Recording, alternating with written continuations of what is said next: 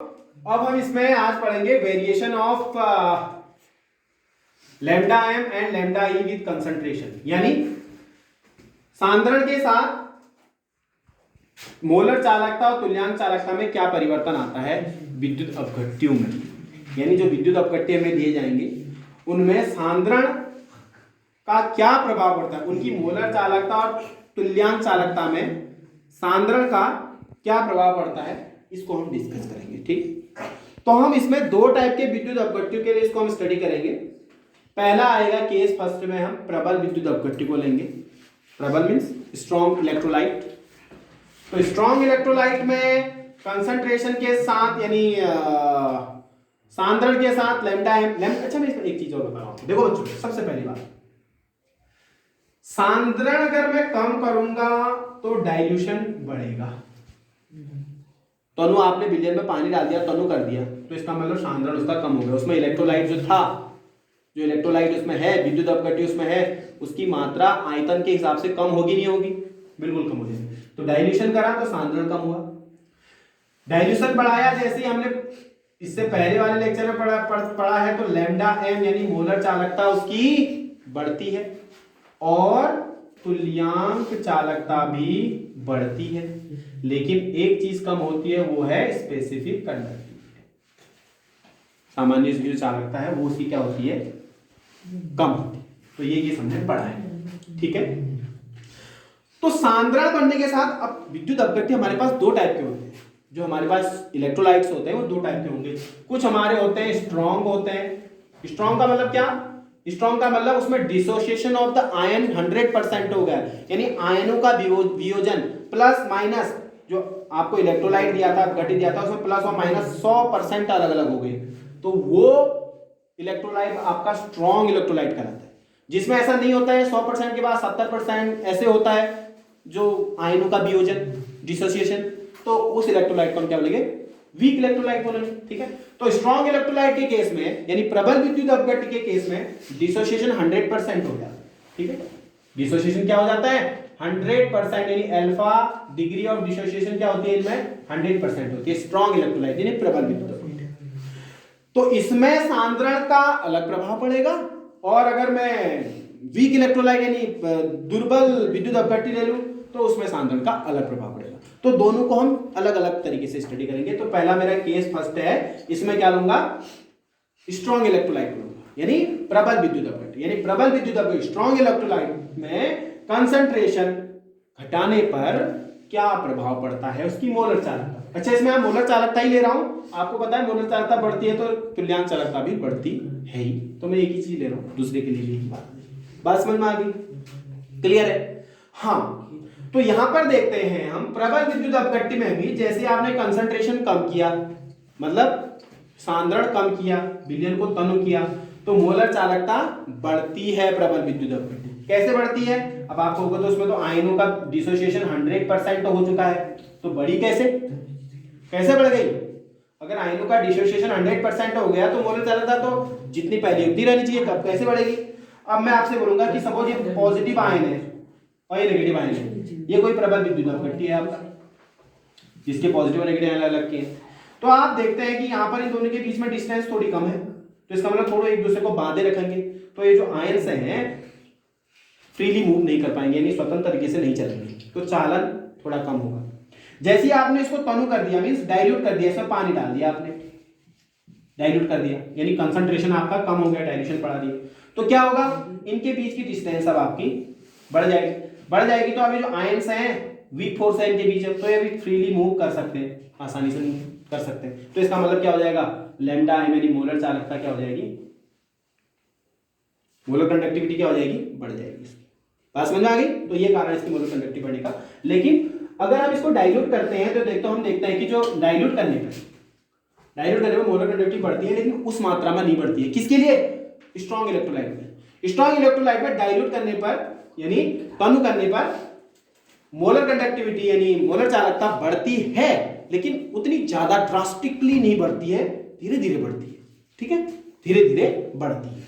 तो इसके लिए अगर हम ग्राफ खींचे, एक ग्राफ देखें हम डेल्टा एम वर्सेस कंसंट्रेशन का, यानी कंसंट्रेशन आप कम करते जाओ तो डेल्टा एम किस अनुपात में, किस रेशियो में बढ़ता है, उसका अगर हम एक ग्राफ खींचे, ग्राफ देखें तो ग्राफ आपका कुछ इस टाइप का बनता है।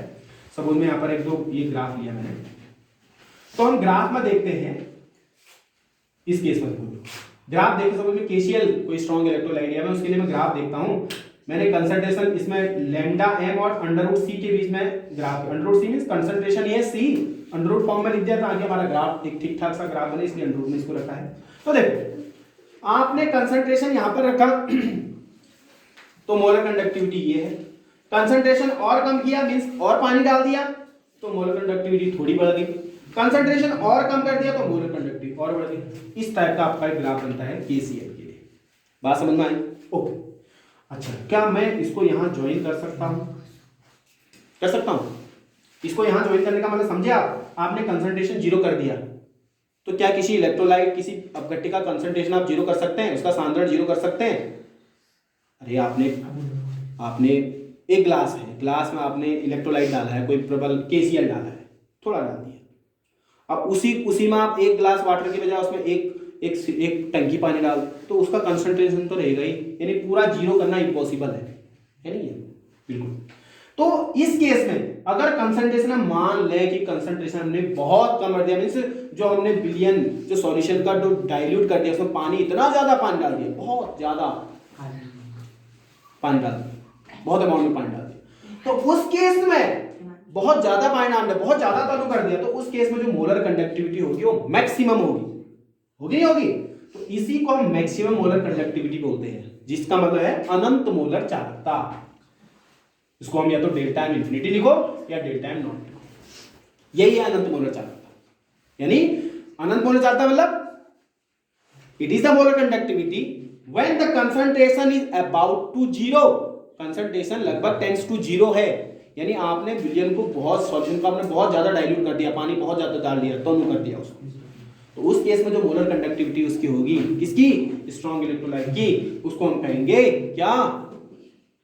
लैम्डा एम नॉट या लैम्डा एम इंफिनिटी, मींस अनंत मोलर चालकता है ना, लिमिटिंग मोलर कंडक्टिविटी भी इसको बोला जाता है। ठीक है, बाद में या मैक्सिमम मोलर कंडक्टिविटी भी इसको हम कह सकते हैं। अच्छा आप देखो यहां पर हमारा एक स्केल, हम ये ग्राफ देखें तो स्ट्रेट लाइन बनी है आपके पास, स्ट्रेट लाइन की इक्वेशन है y mx + c, उसके साथ इसकी कंपैरिजन करेंगे, इस ग्राफ की तुलना करेंगे। तो y एक्सिस में हमने डेल्टा m लिया है, डेल्टा m इक्वल्स टू, अच्छा यहां पर x एक्सिस में हमने क्या लिया है? अंडर रूट c लिया, तो मैंने अंडर रूट c रखा है ना, इसको थोड़ा सा इससे निकाल दूंगा।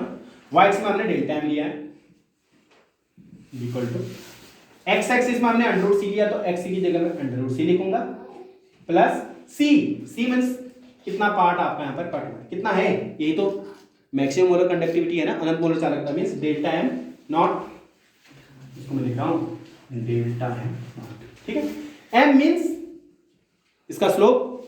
देखो ये ग्राफ आपका उल्टा बन रहा है, अगर स्ट्रेट लाइन ऐसी बनती तो ये ग्राफ, ये जो स्लोप होता है पॉजिटिव स्लोप होता है, लेकिन आपका स्लोप इस टाइप का बन रहा है, तो इसका हमने नेगेटिव स्लोप कहलाता है। तो नेगेटिव स्लोप होगा तो इसमें सपोज क्या लिख देता हूं? -b लिख लेता हूं। तो lambda is equal to -b under root c plus lambda m not या लैम्डा एम इंफिनिटी। तो यहां से lambda m infinity equals to कितना हो जाएगा? लैम्डा एम प्लस इधर आएगा तो plus b under root c। तो ये एक इक्वेशन है, जिस इक्वेशन से आप किसी स्ट्रॉन्ग इलेक्ट्रोलाइट की मींस प्रबल विद्युत अपघट्य की अनंत मोलर चालकता यानी मैक्सिमम मोलर कंडक्टिविटी या लिमिटिंग मोलर कंडक्टिविटी का मान निकाल सकते हैं। और इस इक्वेशन का नाम है डेवई-हकल-ऑन-सैगर इक्वेशन। डेवई-हकल ऑन-सैगर इक्वेशन। क्लियर है? तो ये एक इक्वेशन है जो हमें हेल्प करेगी किसी स्ट्रॉन्ग इलेक्ट्रोलाइट, क्या स्ट्रॉन्ग इलेक्ट्रोलाइट की मैक्सिमम मोलर कंडक्टिविटी यानी अनंत मोलर चालकता निकालने में उसकी हमें मदद। ठीक है, तो ये डेवई-हकल-ऑन-सैगर इक्वेशन। ओके, यहां पर देखो अगर मैं आपको एक दो इसमें इलेक्ट्रोलाइट स्ट्रॉन्ग वाले, सपोज मैंने आपको बताना है कि HCl की मैक्सिमम मोलर कंडक्टिविटी ज्यादा होगी या KCl की मैक्सिमम मोलर कंडक्टिविटी ज्यादा होगी, तो आंसर होता है HCl, क्योंकि यहाँ पर जो आयन है HCl वाले केस में ये ज्यादा फ्रीली आसानी से मूव कराता है, इसलिए कारण इसकी जो मैक्सिमम मोलर कंडक्टिविटी की वैल्यू होती ज्यादा होती है। तो इसका जो अगर HCl के लिए ग्राफ देखे तो KCl के ऊपर आता है। ठीक है, बात समझ आ गई? तो ये था हमारा केस फर्स्ट, जब हम स्ट्रॉन्ग इलेक्ट्रोलाइट को ले रहे हैं और कंसंट्रेशन उसका चेंज नहीं कर रहे हैं, मीन्स कम कर रहे हैं, डाइल्यूट कर रहे हैं उसको, तो मोलर कंडक्टिविटी पे क्या फर्क पड़ा, उसके लिए डेवी हकल इक्वेशन आई, जिसके थ्रू हम मोलर कंडक्टिविटी या मैक्सिमम मोलर कंडक्टिविटी की वैल्यू निकाल सकते हैं, यानी किसी स्ट्रॉन्ग इलेक्ट्रोलाइट की मैक्सिमम मोलर कंडक्टिविटी निकाली जा सकती है। बात समझ में आ गई? क्लियर है ना?